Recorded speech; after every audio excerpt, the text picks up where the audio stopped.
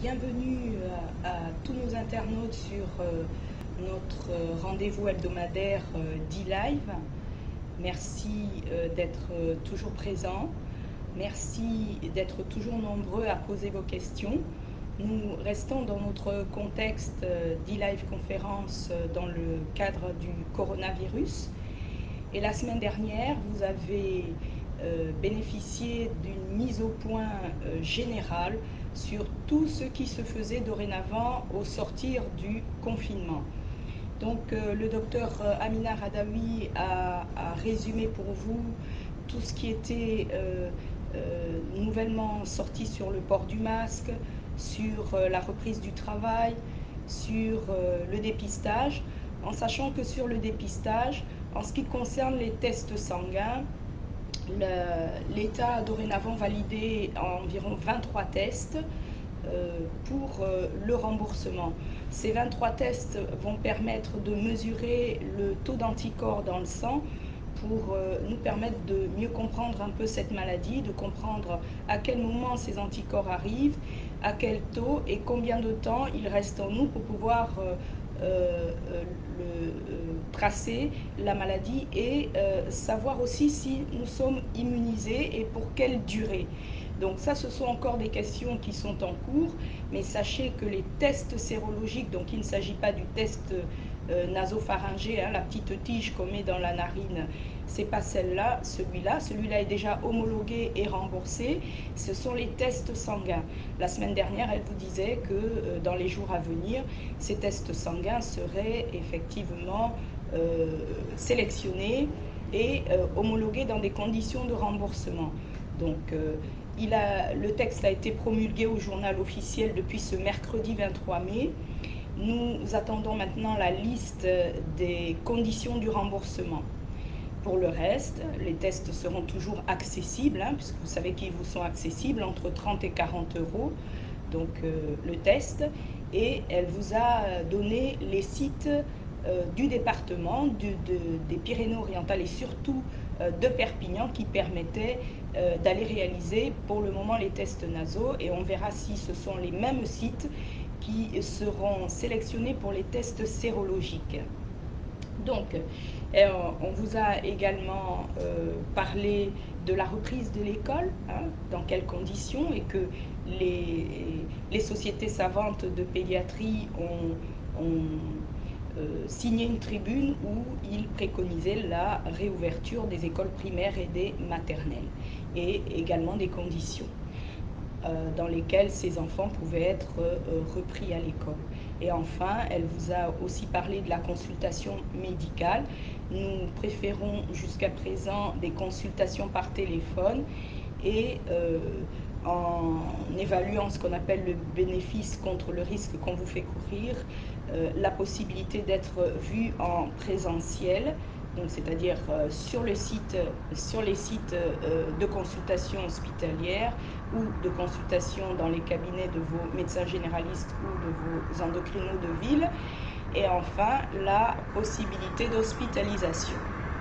Voilà, nous en sommes là, et comme de coutume, le direct va donc être privilégié. Nous allons commencer à regarder si vous nous avez envoyé des questions. Je vous conseille comment est-ce qu'on dit ça, de permettre à vos amis, vos connaissances, de partager ce live.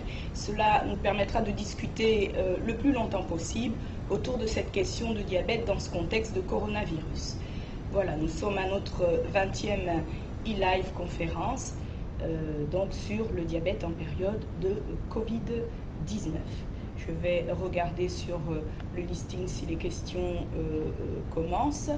Alors, Orang Ina nous dit bonjour. J'ai lu que la sécurité sociale prenait en charge 10 masques par semaine. Est-ce vrai? Comment se les procurer? Quelle maladie est concernée? En effet, en ce qui concerne le port du masque, effectivement, c'est votre médecin traitant ou votre diabétologue qui est habilité à les prescrire au prorata effectivement de 10 masques par semaine. Comment vous les prescrire? vous pouvez aller en pharmacie, mais si vous êtes parmi ce que l'État a défini comme des personnes vulnérables, ces masques vous sont remboursés. Mais sinon, en pharmacie de ville, tout le monde peut être concerné pour le masque. Au prorata, donc, de les payer. Sinon, les personnes éligibles aux masques remboursés sont les personnes dites vulnérables. Alors, qui sont les personnes dites vulnérables? Ce sont les personnes à grande fragilité, donc nos diabétiques de plus de 70 ans, nos diabétiques déséquilibrés, les diabétiques avec des complications. Ce sont aussi les insuffisants rénaux, les insuffisants hépatiques sévères, c'est-à-dire tous ceux qui ont des problèmes de cirrhose, tous ceux qui ont des graves maladies chroniques, les cancers.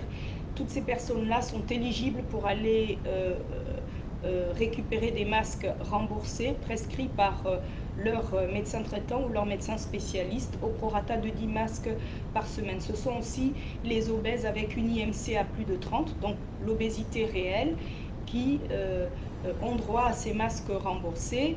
Après, cela aussi a été élargi donc, aux patients greffés, et aux patients porteurs de maladies chroniques autres que les cancers, donc les polyarthrites rhumatoïdes qui nécessitent des traitements lourds, les maladies chroniques de l'intestin. Donc toutes ces personnes-là sont éligibles. Donc aura INA, si vous êtes éligible et parmi les personnes vulnérables, oui, vous êtes éligible pour aller récupérer 10 masques via la prescription de votre médecin traitant et de votre médecin spécialiste en pharmacie. Sinon, vous pouvez vous les procurer en pharmacie moyennant paiement. Voilà, donc Florence Casse nous dit: bonjour docteur Mortiniera, est-ce que le lavage des mains avec la solution hydroalcoolique plusieurs fois par jour peut entraîner une modification de la glycémie capillaire? Alors, ce qui est souvent préconisé chez le diabétique, c'est de se laver les mains au savon et à l'eau pour pouvoir faire sa glycémie. Vous n'avez pas besoin de solution hydroalcoolique quand vous êtes chez vous et que vous avez accès à l'eau. Mais en ce qui concerne l'alcool, enfin les solutions hydroalcooliques, si vous êtes dans des endroits où vous n'avez pas accès à l'eau, oui, vous pouvez vous nettoyer les mains avec la solution hydroalcoolique et faire votre glycémie.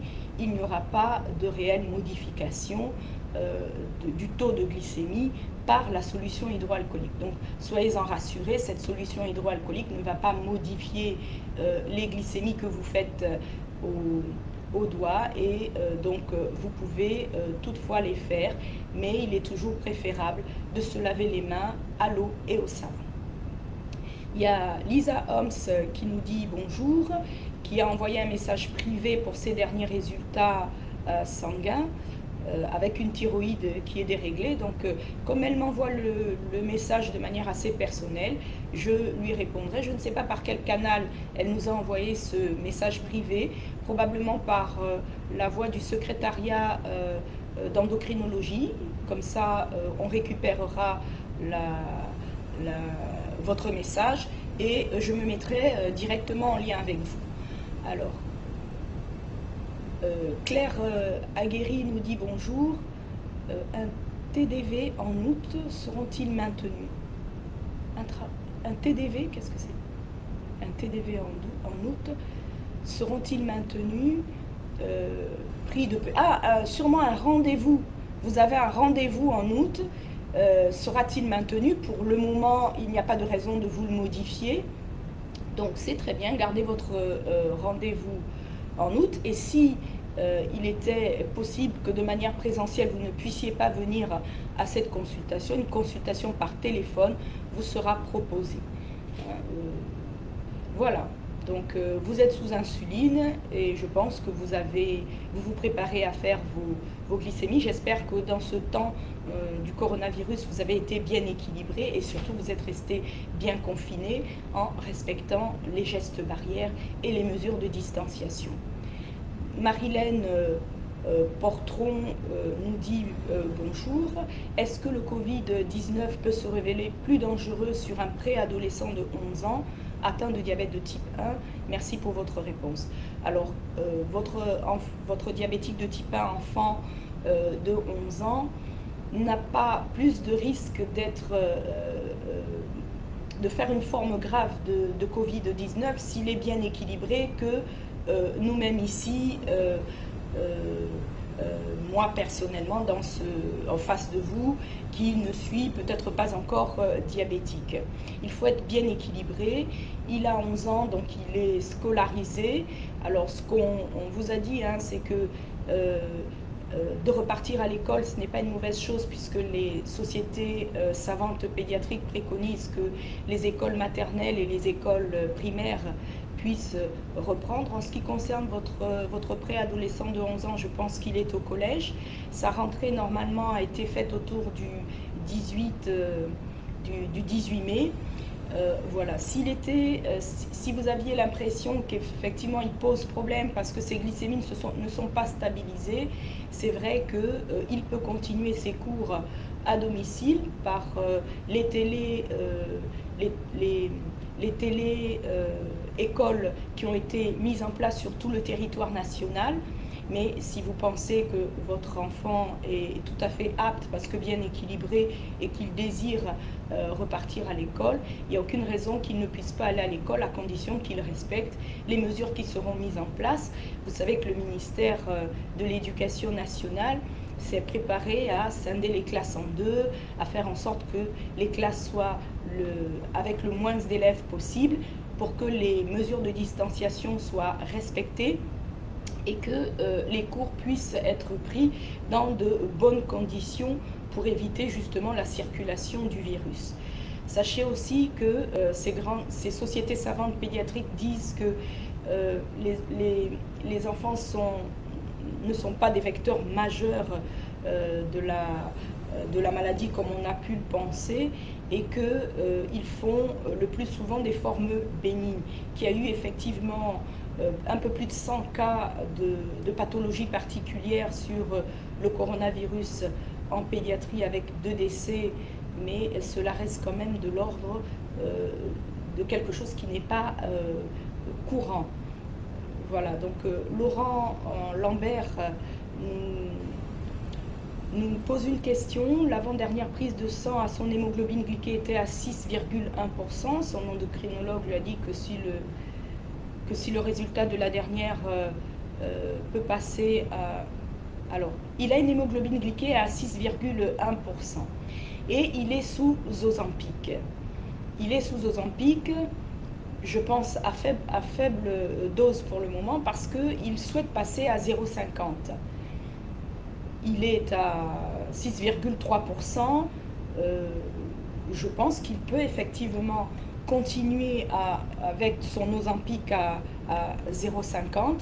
Je ne pense pas, sauf s'il avait des problèmes de poids, il pourrait monter jusqu'à 1. Je pense même que c'est un avantage pour lui de monter à 1 mg d'Ozempic. Ça le maintiendrait fort probablement autour du 6, ce qui est l'objectif chez quelqu'un qui n'a pas trop de complications et qui est, à mon avis, bien équilibré. Donc je pense que son endocrinologue qui lui dit de passer à 0,50, puis prévoira probablement de monter à 1 mg, a tout à fait raison dans la mesure où, avec l'Ozempic, en plus des traitements qu'il prend, il a la chance de maintenir une très bonne hémoglobine glyquée, puisque vous savez que ces nouvelles familles thérapeutiques viennent améliorer l'équilibre glycémique et, dans le cadre de l'Ozempic, nous apporter un petit plus, un petit avantage, c'est d'agir sur un trop-plein de prise de poids.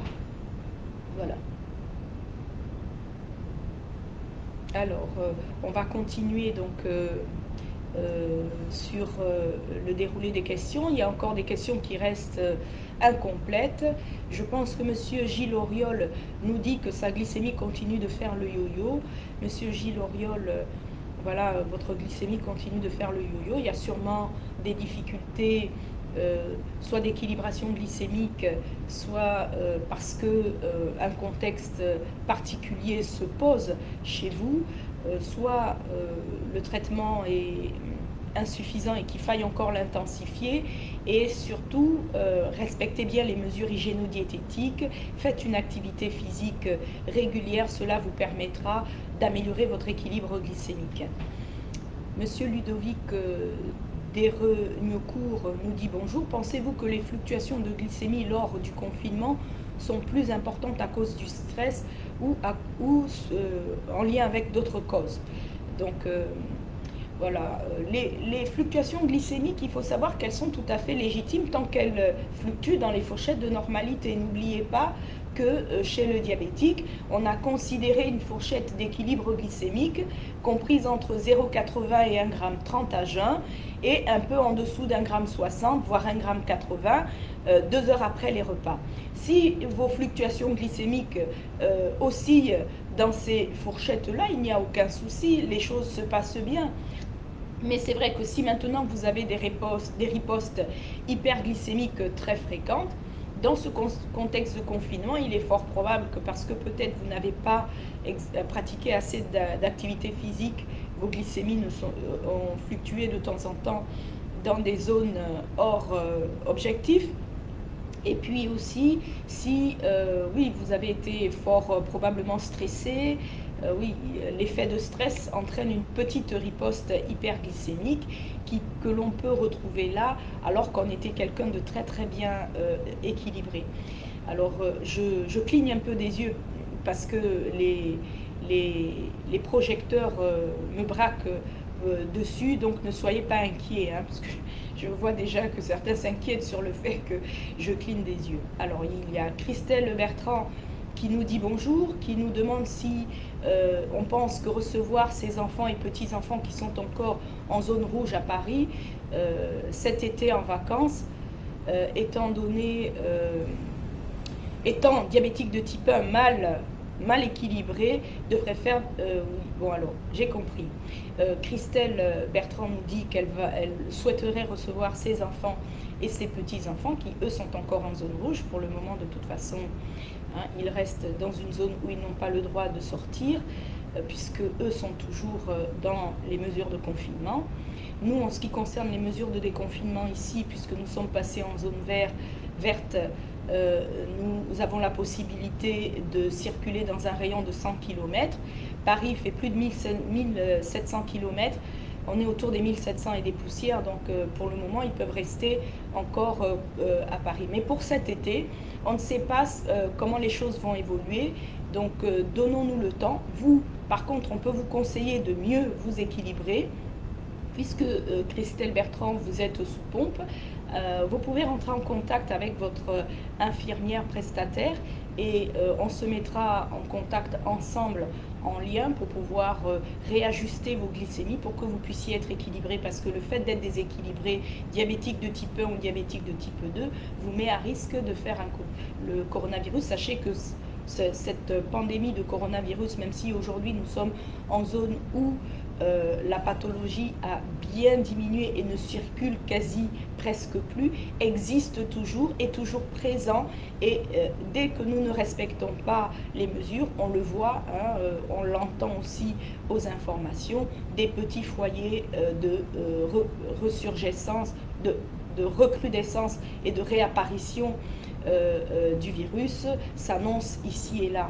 Donc voilà, ne soyons pas trop contents, trop heureux de cette période de déconfinement et n'allons pas à tout va faire n'importe quoi. Restons cependant suffisamment aguerris et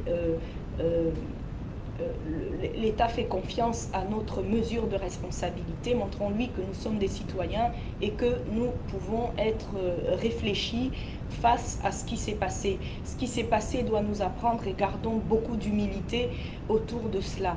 Donc voilà ce que je peux vous dire, Madame Christelle Bertrand. Attendons de voir comment les choses évoluent sur la région sur Paris et le Grand Paris plus la région parisienne, pour vous permettre et d'attendre les recommandations du ministère et du gouvernement pour savoir si, oui, cet été, vous pourrez recevoir vos enfants et vos petits-enfants. Mais à condition que vous soyez aussi bien équilibrés et que chacun respecte toujours les gestes barrières et les mesures de distanciation. Donc, Monsieur Rion nous dit bonjour. Un patient, lui, Marion nous dit bonjour, pardon. Elle, je pense, est infirmière et elle nous dit qu'un patient lui demande s'il est possible de se déplacer à l'hôpital pour effectuer une consultation ayant eu le Covid-19 il y a 3 semaines. Officiellement, s'il est sorti de sa pathologie, il n'y a aucune problématique. Mais comme je vous le disais, nous privilégions pour le moment la téléconsultation. Si votre patient, Marion, nécessite effectivement de bénéficier d'une consultation présentielle, les mesures de distanciation avec lui seront prises et nous le verrons dans les meilleures conditions pour qu'il ne soit pas, lui, vecteur et propagateur de sa pathologie qui, après 3 semaines, ma foi, semble être guérie. Alors, Bridey, nous dit qu'elle est diabétique de type 2 avec des complications. Elle s'est occupée de sa sœur de 66 ans, atteinte du Covid-19. Elle n'a pas eu de symptômes. Dois-je me faire tester?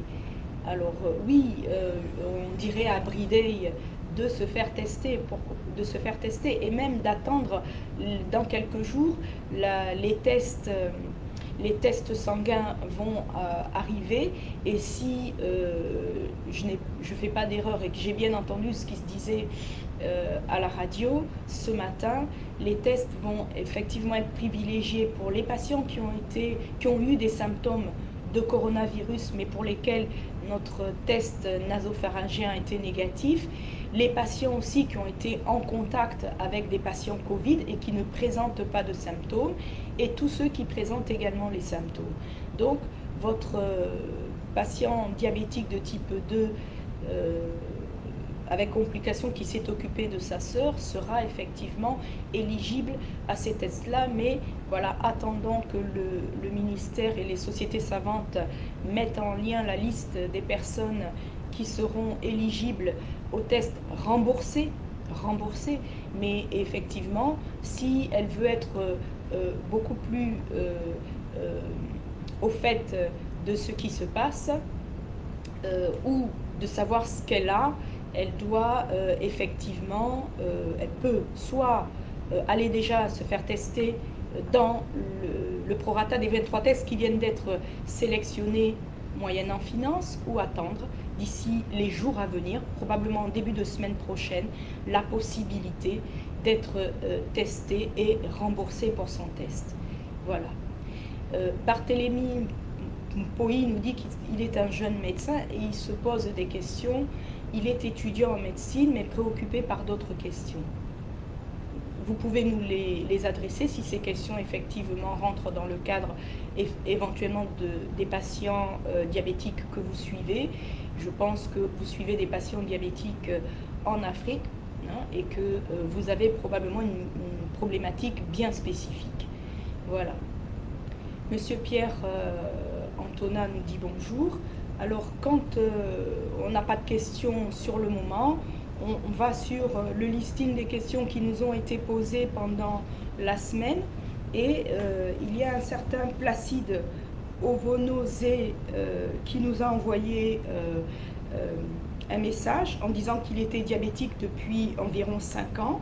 Ça a été découvert par un syndrome de polyuropolydipsique, c'est-à-dire qu'il buvait beaucoup, il urinait beaucoup, il a perdu du poids. Il a été hospitalisé dans une structure sanitaire à Libreville au Gabon, et initialement il a été traité par comprimé et ça n'a pas marché, et du coup il est passé sous insuline.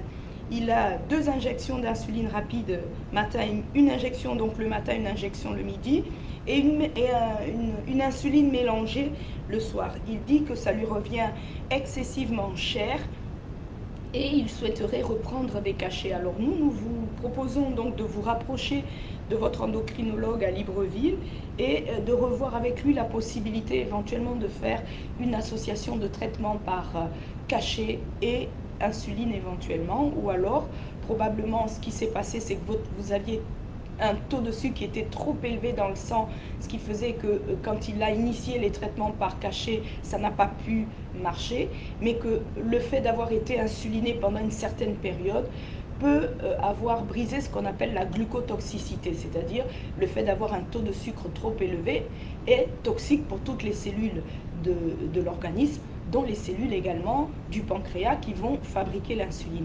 Maintenant qu'on a mis ce pancréas un peu au repos avec un taux, avec des injections d'insuline et que vous êtes bien équilibré, je conseillerais à votre diabétologue à Libreville au Gabon de vous revoir et éventuellement de retenter les cachets qu'il vous avait prescrits au début. Hein, vous m'avez dit donc l'association Amaril, puisque c'est comme ça que s'appelle l'Amarel chez vous, et Amaril et des comprimés de metformine, donc l'équivalent du glucophage. Voilà. Voilà le conseil que je peux vous donner, Monsieur Placido Vono, c'est de vous rapprocher de votre diabétologue pour retenter un passage en traitement antidiabétique oral. Voilà. Donc on va continuer sur les questions du live. Bonjour, nous dit Christelle Diermo. Étant diabétique de type 1 et assistante maternelle, puis-je reprendre le travail? Alors, si vous êtes bien équilibrée, Madame Christelle Diermo, il n'y a aucune raison que vous ne puissiez reprendre votre travail. On a effectivement proposé aux diabétiques de différer un peu la reprise du travail entre 15 jours et un mois. Si vraiment vous n'êtes pas équilibré et si les conditions de reprise ne sont pas tout à fait bien mises en place dans votre structure professionnelle, oui, il y a une raison de différer votre travail de 15 jours, voire d'un mois, et d'aller sur le site d'Amélie, déclare.amélie.fr pour récupérer les documents qui vont justifier cette période où vous retardez un peu votre reprise de travail. Par contre, si vous êtes bien équilibré et que votre structure professionnelle a bien mis en place toutes les mesures pour vous éviter des contacts directs, je sais bien qu'en tant qu'assistante maternelle, vous travaillez avec des enfants. Sachez quand même que les sociétés savantes de pédiatrie ont bien signé la tribune qui dit que les enfants ne sont quand même pas les vecteurs majeurs comme on aurait pu le constater. Donc voilà, vous avez quand même là des conditions dorénavant de sécurité pour pouvoir reprendre votre travail. Vous avez droit au masque, donc reprenez le travail avec votre masque. Hein, et puis voilà, respecter, essayez tant bien que mal de respecter les mesures de distanciation. Maintenant, si effectivement la prudence veut être la mère des précautions, prenez sur le site déclare.amélie.fr votre déclaration, soit de prolongation d'arrêt de travail, soit de certificat de déclaration de suspension du travail momentané. Voilà, alors Jonas Vénière nous demande pourquoi les diabétiques sont plus à risque que les autres patients, et en particulier s'il n'y a pas de surpoids. Alors les diabétiques sont à risque, sont beaucoup plus fragiles, hein, parce que l'immunité chez eux est bien amoindrie du fait des maladies chroniques, en particulier le diabète et en plus s'il y a des comorbidités. Mais si, comme on disait, votre diabète est bien équilibré, vous n'êtes pas plus à risque de faire un coronavirus qu'un autre patient, d'autant plus que vous n'avez pas de comorbidité, que vous êtes bien équilibré, que vous êtes âgé de moins de 70 ans. Donc voilà, il n'y a pas plus de risque chez le diabétique dans certaines conditions. On explique et on le répète, ce sont les diabétiques dans certaines conditions qui sont des personnes à risque. Mais si vous n'êtes pas dans ces conditions, Monsieur Jonas Vénière, vous n'êtes pas plus à risque. Vous nous dites que vous n'avez pas de surpoids, que vous êtes diabétique et que vous n'avez pas d'autres facteurs de comorbidité. Si vous êtes bien équilibré, vous n'êtes pas plus à risque. Isiaga Diallo nous dit bonjour. Les problèmes d'érection sont-elles un symptôme ou une complication du diabète? C'est beaucoup plus une complication du diabète. Hein. C'est une complication au long cours qui est une complication mixte, une complication tant neurologique que vasculaire. Effectivement, ça arrive souvent avec une durée de diabète au long cours que les complications de dysérection, hein, de troubles de l'érection, peuvent arriver chez les diabétiques de sexe masculin. Dans ces conditions-là, il existe des thérapeutiques qui peuvent aider à faire en sorte que vous mainteniez votre lien de couple et votre activité sexuelle. Donc voilà. Après, cela peut être aussi un symptôme de déséquilibre, c'est-à-dire que lorsque vous êtes déséquilibré, ben, vous avez des difficultés érectiles parce que votre organisme vit dans un courant trop sucré et donc ne peut plus réagir comme il se doit. Et puis ça peut être aussi la conséquence des traitements. Si vous êtes diabétique avec des traitements antihypertenseurs, des traitements contre le cholestérol, avec beaucoup d'autres thérapeutiques pour des maladies adjuvantes qui sont venues se greffer à votre diabète, certains traitements, certains antihypertenseurs, certains autres médicaments peuvent entraîner des dysfonctionnements érectiles. Donc vous voyez que c'est un peu un serpent qui se mord la queue, mais sachez qu'il y a des moyens et des possibilités qui sont peut-être pas simples à imaginer, mais qui existent pour vous permettre de maintenir une activité de couple. Jocelyne Patry nous dit bonjour, diabétique depuis 57 ans, je suis voilà, diabétique depuis 57 ans et elle a 67 ans. Donc elle est diabétique depuis l'âge de 10 ans. Depuis 2 mois, elle n'arrive plus à équilibrer ses glycémies qui oscillent toujours entre 3 et 4 grammes malgré les 5 injections d'insuline qu'elle fait par jour. Puis-je être réfractaire à l'insuline? Non, je ne crois pas que vous soyez réfractaire à l'insuline. Il y a un facteur qui fait que vous êtes déséquilibré, Madame Patry, et c'est sur ce facteur-là qu'il faut mettre le doigt. Alors, ce qu'on peut vous conseiller, Jocelyne Patry, c'est de vous rapprocher de votre diabétologue qui va, dans un premier temps, peut-être réadapter les doses de vos injections d'insuline. Vous avez 5 injections parce que vous faites 2 Lévémir et des rapides au moment des repas, et sur les 3 repas, donc ce qui fait 5 injections. Il y a aussi la possibilité, Madame Patry, de vous proposer de passer en pompe à insuline. Donc, il n'y a pas de réfraction à l'insuline. Il y a soit des doses d'insuline qui ne sont pas adaptées à vos besoins actuels, soit un facteur intercurrent qui vous déséquilibre. Rapprochez-vous de votre diabétologue qui va, comme je vous l'ai dit, essayer de rééquilibrer ça en réadaptant les doses. Et si ça ne passe pas, vous avez là un cas pratique qui nous permet de dire qu'en évaluant le bénéfice-risque que Madame Patry peut avoir sur le Covid-19, il est en faveur du bénéfice de devoir venir éventuellement en hospitalisation pour pouvoir rééquilibrer ses glycémies et adapter à nouveau son traitement par fort probablement des doses qui doivent être totalement différentes de ce que vous faites actuellement. Voilà. Et des fois, à force de longue durée de diabète, on prend de mauvaises habitudes, on adapte toujours de la même manière. Et vu que vous avez 57 ans de diabète, on peut aussi penser que vous avez ce qu'on appelle les lipodystrophies. Hein, ce sont des amas d'insuline en sous-cutané qui, quand vous repiquez dessus, vous n'avez pas du tout d'infusion d'insuline et donc du coup, ces injections-là deviennent inefficaces.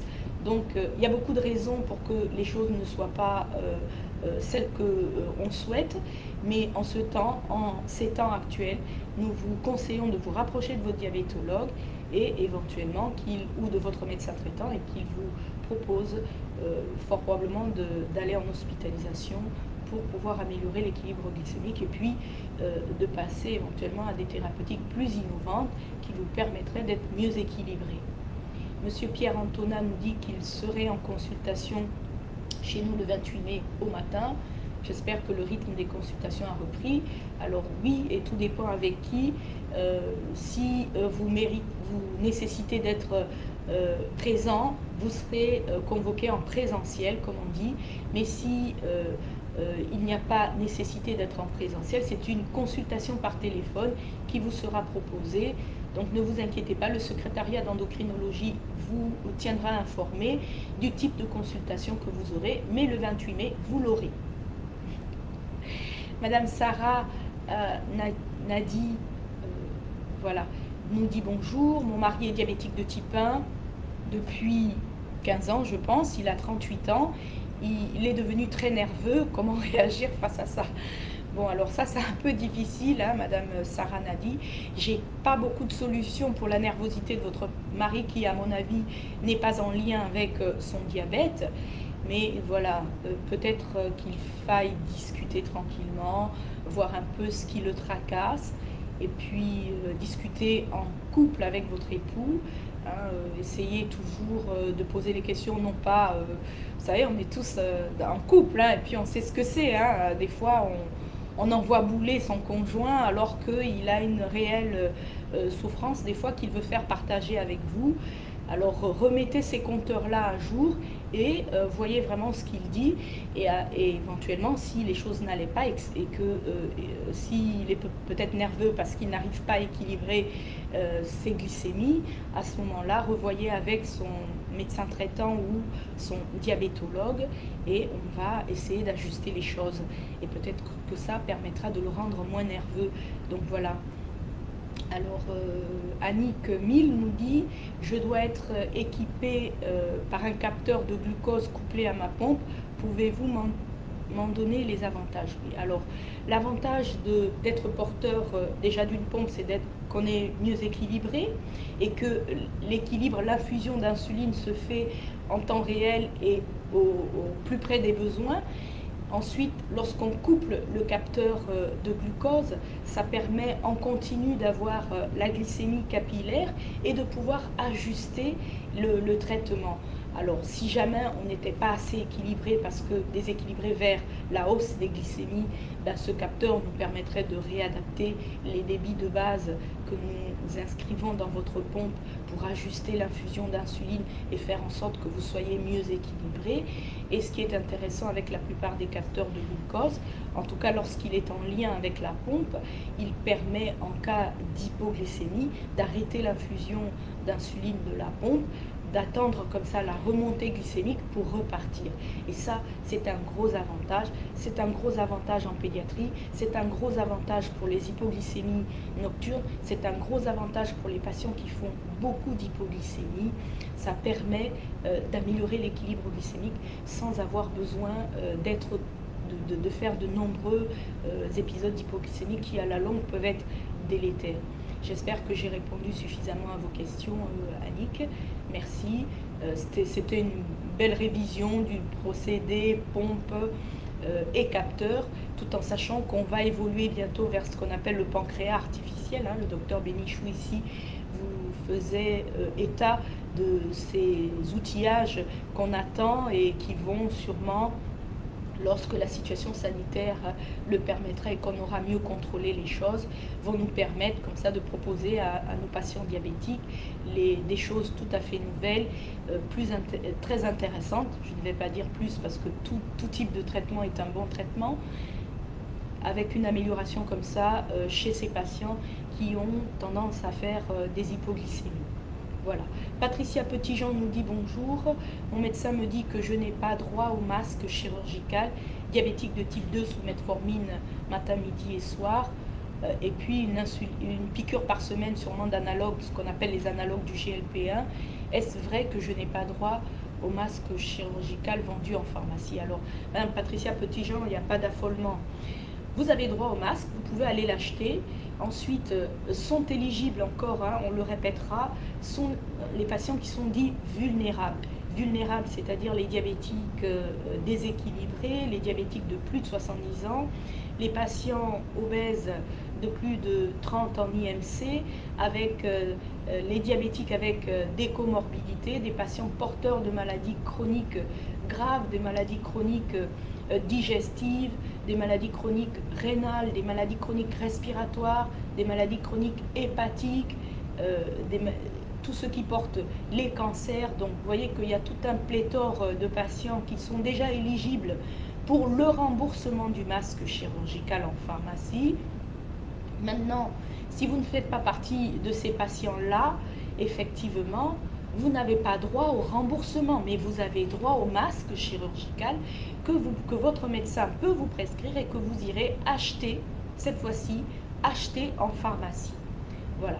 Donc, éventuellement, fournissez-nous un peu plus de précision sur votre statut de diabétique et tout ce que vous avez en comorbidité pour savoir si vous pouvez avoir des masques, mais cette fois-ci remboursés. Voilà. Jessica Veignier nous dit qu'elle est diabétique et qu'elle doit subir une petite intervention. Dois-je faire le dépistage du Covid-19 ? Je ne pense pas que ce soit nécessaire, absolument avant toute intervention. Hein. Je n'en ai pas eu connaissance en tout cas. je pense que si vous êtes diabétique, vous avez le droit d'aller vous faire opérer. Faut-il encore que cette opération, dans ce contexte de Covid-19, soit une urgence? Maintenant, ce qui peut arriver, c'est que votre chirurgien soit un peu plus prudent et le veuille. Mais attendez, d'ici la semaine prochaine, les tests sérologiques seront probablement à disposition et vous serez peut-être éligible pour le faire dans le cadre du remboursement. Donc vous aurez ça en plus, ce qui permettra à votre chirurgien de ne pas se poser la question. Mais à mon humble avis, votre petite intervention, si elle peut être différée et attendre que toutes les conditions soient bien circonscrites et qu'on puisse faire cette intervention dans le meilleur des cas. Mais si c'est une intervention qui doit être réalisée parce qu'elle devient gênante et parce qu'elle vous handicape dorénavant et peut à la longue entraîner un déséquilibre glycémique, il n'y a pas de raison, si vous n'avez pas eu le Covid-19, que vous fassiez absolument un test. Voilà. Alors, Christelle Bertrand, donc là, ce sont les remerciements. Voilà, quelqu'un nous demande s'ils peuvent être suivis par nous à distance. Si oui, comment ça se passe? Oui, par le biais de nos liens mail. Hein, on pourra vous adresser nos liens mail qui sont secrétariat sans accent .endocrinologie ch perpignan-du-6 perpignan.fr ou par le site, par notre site comme là, Diabète 66. Voilà, vous pouvez nous envoyer un petit message et nous vous enverrons le lien mail par le secrétariat. À ce moment-là, oui, par nos liens mail, on pourra faire un suivi. Voilà, on pourra même être en lien avec votre diabétologue de la région où vous êtes, parce que Isiaga Diallo, vous êtes fort probablement en Afrique, ou sinon vous êtes peut-être un diasporain comme nous tous ici, dans la diaspora, et que vous souhaitez être suivi par nous. Si vous n'êtes pas loin de notre région, c'est avec plaisir que nous vous accueillerons. Voilà. Alors, puisque les questions du direct sont en attente, on va encore essayer de répondre à des questions que nous avons reçues dans la semaine. Abou Beker en Algérie nous dit qu'il est diabétique et que depuis le mois du Ramadan, il prend de la novoformine 850, donc c'est de la metformine, une matin, une soir, et qu'il a besoin de conseils. Alors, comment il doit suivre son régime? Alors, pour cette période du Ramadan, on en arrive à la fin. Hélas, votre question arrive également à la fin, mais pour le prochain Ramadan, sachez que vous devez prendre votre traitement le matin, au moment où vous prenez votre petit déjeuner, avant le lever du jour, hein, quand vous déjeunez à ce moment-là, et le soir, quand vous rentrez pour couper le Ramadan du jour et que vous dînez le soir. C'est à ce moment-là que vous devez également prendre votre médicament du soir. Vous retirez celui du midi, hein, puisque vous me dites que vous le prenez 2 fois par jour. Mais si jamais vous le preniez matin, midi et soir, vous ne prenez pas le médicament du midi parce que vous ne mangez pas. Avec la metformine, vous pouvez cependant quand même le prendre si vous pensez que, ou si en vous contrôlant, vous voyez que vos glycémies ne sont pas assez équilibrées, pas assez dans la fourchette qui doit être la fourchette de vos objectifs. Vous pouvez prendre votre metformine du midi également. Pourquoi? Parce que la metformine en soi n'entraîne pas d'hypoglycémie. Donc c'est un anti-hyperglycémique, mais cela n'entraîne pas d'hypoglycémie. Donc en toute sécurité, vous auriez pu prendre votre novoformine à 850 matin, midi et soir, mais puisque vous êtes dans le Ramadan, vous le prenez le matin et vous le prenez le soir. Voilà ce qu'on peut vous conseiller. Le régime alimentaire reste le même pendant la période de Ramadan. Hein, il faut éviter les produits trop sucrés qui sont trop riches et qui vont faire très vite monter vos glycémies. Restez toujours dans une alimentation équilibrée et maintenez votre activité physique régulière. Voilà. Donc Patricia Petitjean nous dit qu'elle a des comorbidités avec une cirrhose du foie, des problèmes rénaux, des problèmes de tension et une IMC à 35. Si je me rappelle bien, Patricia Petitjean, vous êtes éligible pour le remboursement de vos masques chirurgicaux. Donc il n'y a pas de raison que votre médecin traitant ne vous prescrive pas ces masques et que vous ne puissiez pas être doté de vos 10 masques par semaine que vous iriez récupérer en pharmacie. Si votre médecin traitant éventuellement n'a pas encore l'information et ne le sait pas, rapprochez-vous de votre diabétologue. Nous aussi, si c'est l'une de nous, il n'y a aucune problématique. Nous vous enverrons votre ordonnance de 10 masques chirurgicaux que vous pourrez vous procurer dans votre pharmacie habituelle au prorata de 10 par semaine. Voilà. Alors Jessica Vernier nous dit, est-ce qu'elle doit arrêter l'Ozempic avant son intervention chirurgicale? Donc pour le moment, elle n'a pas arrêté son Ozempic. L'Ozempic se fait qu'une fois par semaine. C'est une injection sous-cutanée que vous faites. Vous pouvez la décaler, si cela tombait le jour de votre intervention, vous pouvez la décaler à quelques jours après. Cela ne pose pas de problème. Et vous la ferez dorénavant une fois par semaine à la date du décalage. Donc voilà le conseil qu'on peut vous donner si jamais l'Ozempic se faisait le jour de votre intervention et si votre intervention est une intervention qui vous empêche après de vous alimenter. Donc oui, il faudra la décaler, mais il ne faut pas l'arrêter complètement parce que moi, quand vous me dites arrêter, j'entends vous n'en faites plus pendant une certaine période. Vu que c'est qu'une injection que vous faites par semaine, si c'est une intervention où on vous dit qu'il ne faut pas manger dans les 24-48 heures qui suivent, à ce moment-là, vous la décalez. Vous la décalez si ça tombe le jour de l'intervention. Mais vous pouvez la faire donc en différé, mais il faudra la faire toujours une fois par semaine. Elle n'est pas tributaire du repas. Elle n'est pas tributaire des repas que vous allez faire. Donc voilà. Donc on va continuer après sur les questions qui nous sont posées durant la semaine.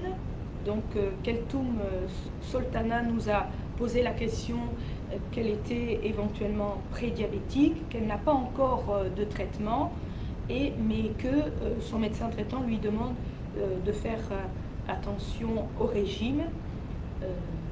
Elle se pose la question de ce qu'elle doit faire pour ne pas basculer éventuellement du prédiabète au diabète. Alors ce qu'on va vous conseiller, c'est ce qu'on conseille à tous nos patients diabétiques, c'est d'avoir une alimentation équilibrée. Et ensuite, qui dit équilibre dit que votre alimentation doit respecter toutes les catégories d'aliments, qu'il faut éventuellement ne pas trop consommer de produits sucrés ou des produits hypercaloriques, trop riches. Il faut faire attention également aux boissons sucrées et à tout ce qui est les confiseries, les bonbons. Il faut également éviter de grignoter. Donc faites un repas équilibré, mangez à votre faim et vous remangerez au prochain repas. Donc vous faites vos 3 repas par jour si vous pensez que vous avez besoin de 3 repas par jour. Il y a des gens qui, avec 2 repas par jour, cela suffit largement. Donc ils font leurs 2 repas par jour. Restez équilibré. Il faut qu'il y ait une ration de protéines, de glucides en quantité contrôlée et de légumes dans votre assiette. Il faut une portion de laitage et de l'eau. Vous pouvez accompagner vos repas avec du pain, une petite portion de pain, 30 à 40 grammes de pain par repas, et faites une activité physique régulière. Cela vous permettra de mieux équilibrer vos glycémies, même en ce temps de prédiabète. Et puis, lutter contre le poids, ne prenez pas trop de poids, bougez, ayez une vie saine et équilibrée, buvez bien de l'eau et cela vous permettra d'améliorer votre équilibre glycémique. Et si ça ne s'améliore pas, même lorsqu'on est prédiabétique, on peut être amené à être traité. Pourquoi? Parce que le diabète à la longue peut entraîner des problèmes et c'est sur ces problèmes-là qu'il est intéressant d'être traité même dès le stade de prédiabète parce que notre corps a une mémoire d'équilibre glycémique. Et plus on a une mémoire de bon équilibre glycémique au tout début de l'amorce de la maladie, mieux c'est pour la suite. Voilà. Donc, alors on va repartir encore sur nos questions. Alors,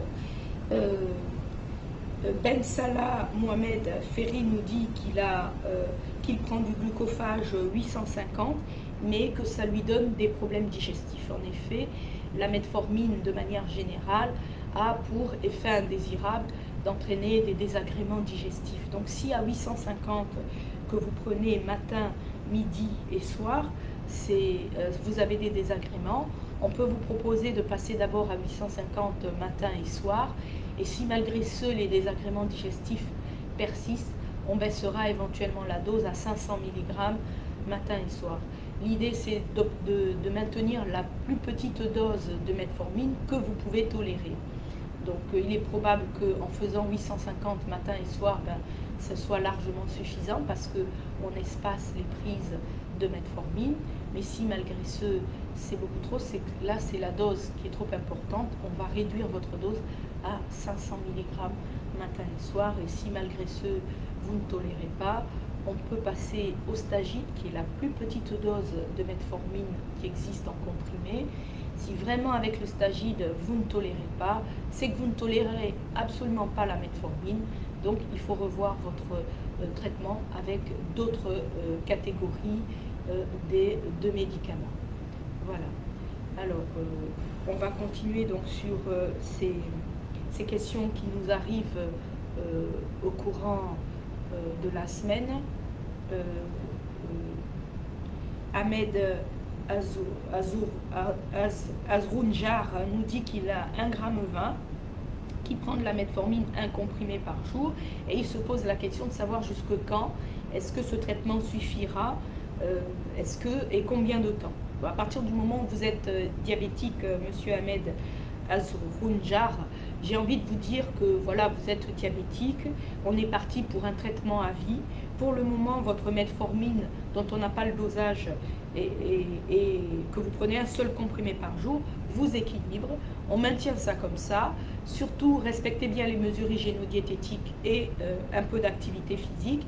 Et lorsque vos glycémies ne seront plus à ces chiffres-là, qu'ils deviendront de plus en plus hauts, c'est-à-dire que vous dépasserez éventuellement le 1,30 g, à ce moment-là, on commencera à intensifier votre traitement à 2 comprimés et éventuellement associer d'autres médicaments également. Mais le diabète est une maladie à vie et donc votre traitement part fort probablement pour bien longtemps.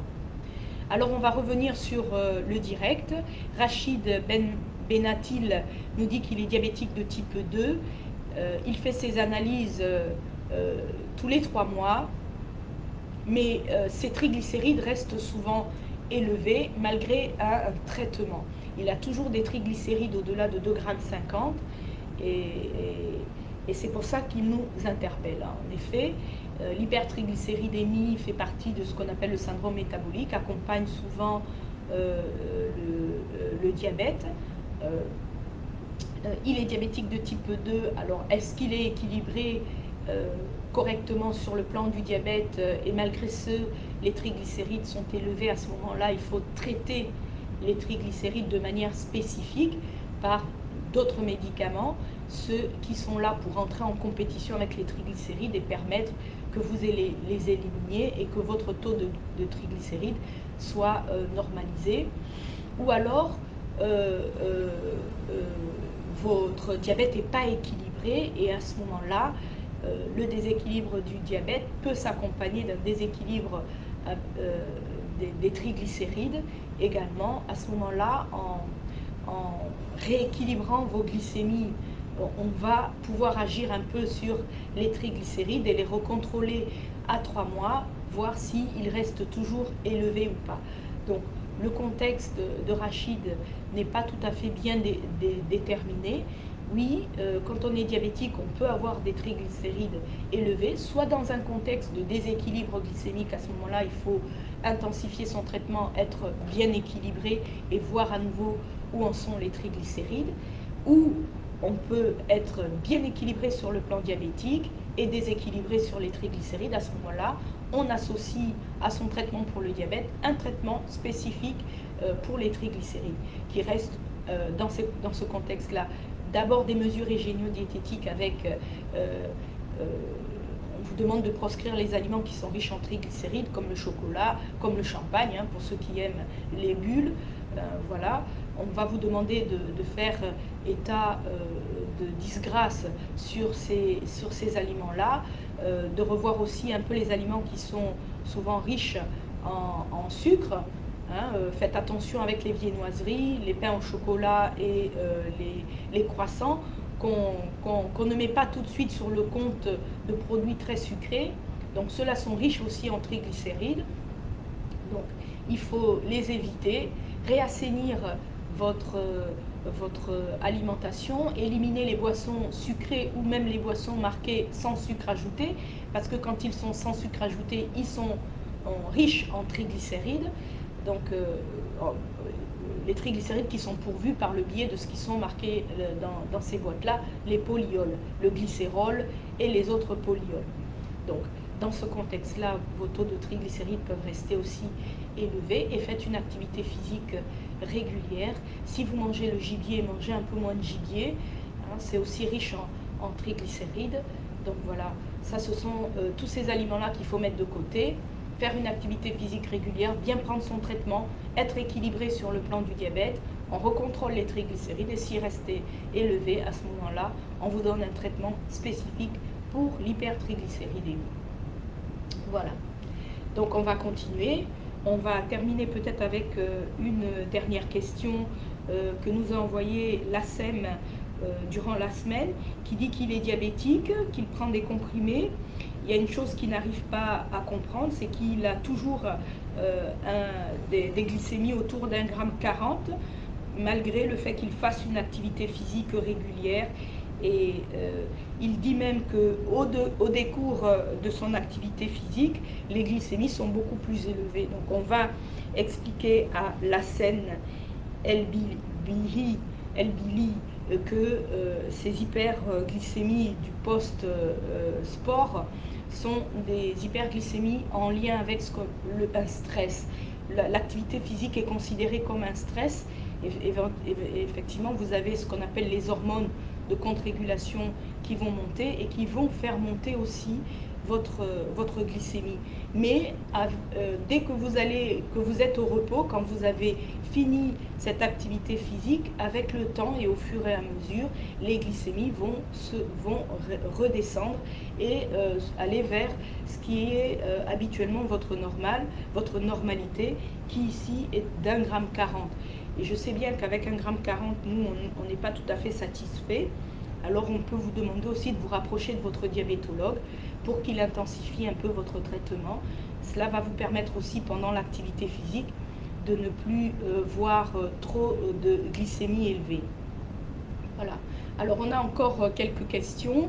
Monsieur Johan Mondésir qui nous dit merci pour vos conseils. Que conseillez-vous pour les personnes ayant un taux de fructose élevé? Merci par avance. Alors le taux de fructose élevé, je ne pense pas que j'ai plus que ça connaissance, mais ça fait partie éventuellement des maladies de la dégradation des sucres.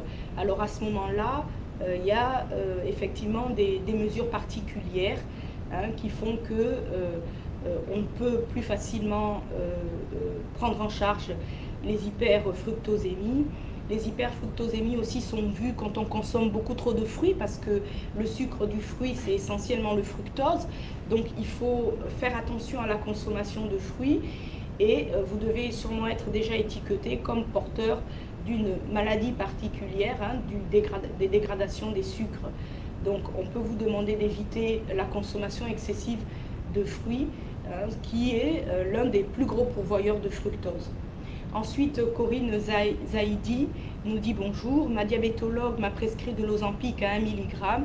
J'ai des nausées, des vomissements, des diarrhées, une fatigue intense et des vertiges. Alors on peut penser là, effectivement, Corinne, que vous supportez mal l'Ozempic, mais l'Ozempic n'a pas été prescrit au taux de 1 mg d'emblée. Donc la prescription de l'Ozempic se fait par dose progressive tous les mois. C'est-à-dire qu'on commence par du 0,25 au premier mois, toutes les semaines pendant un mois, puis on passe à 0,50 toutes les semaines pendant un mois, et puis on va terminer à 1 mg. Donc l'idée est peut-être de revenir sur la dose que vous avez pu tolérer et qui ne vous a pas donné tous les désagréments digestifs que vous avez actuellement, qui sont la nausée, le vomissement, les diarrhées, la fatigue. Donc repassez à 0,50, voyez-le avec votre diabétologue pour repartir à 0,50 et voir si vous le tolérez. Si vous le tolérez, ben, ce sera votre dose maximale tolérée et on vous laissera là. Voilà. Voilà, nous sommes arrivés éventuellement à un peu plus d'une heure de nos échanges sur le diabète dans ce contexte de coronavirus. Je remercie tous les internautes qui sont restés présents et qui nous ont posé leurs questions. J'espère que nous avons apporté des éclaircissements à vos interrogations. La semaine prochaine, nous serons encore au rendez-vous avec vous. Nous vous préciserons avec quel médecin. Nous vous préciserons également si nous restons dans ce contexte de Covid-19 en réponse à vos questions et à vos interrogations, ou si nous repartons sur des thématiques bien précises. Voilà, je vous souhaite de passer une nouvelle semaine en bonne santé. Pour ceux qui sont dans des zones de confinement, restez confinés et respectons tous les mesures barrières, les mesures de distanciation. Ce sont celles-là qui ont permis de contenir ici en France la propagation du virus et nous permettent d'être aujourd'hui dans un déconfinement lent et progressif. Je vous invite à être encore nombreux et peut-être même plus nombreux la semaine prochaine. Et je vous dis au revoir, portez-vous bien, merci, bye bye.